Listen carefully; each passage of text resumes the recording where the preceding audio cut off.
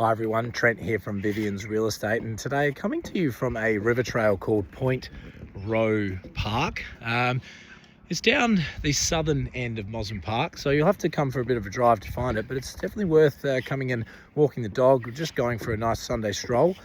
Let's get into it. I want to talk about the last quarter, but in particular September in review. So if you, after the last quarterly report, then click the link of this video. You can download that report for free, and I'll be in touch if you need anything further. So let's talk about September. Well, it was the highest monthly national index gain since October 23, and Perth again leading the pack at 1.6% growth out of the major capital cities. So Perth still well in favoritism.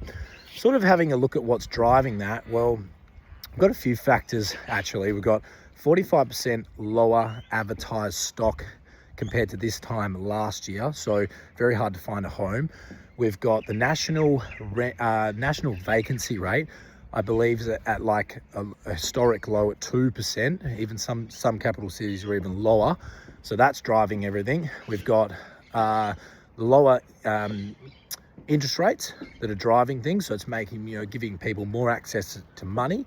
And the third thing that I've been looking at is the wage growth has actually gone up quite significantly in the last quarter as well. So the job sentiment, the customer sentiment out there is high, and people have a lot of confidence in the market. So even though there's low stock and prices are up, people still feel very confident in borrowing money and buying property. So that's sort of what's driving everything at the moment.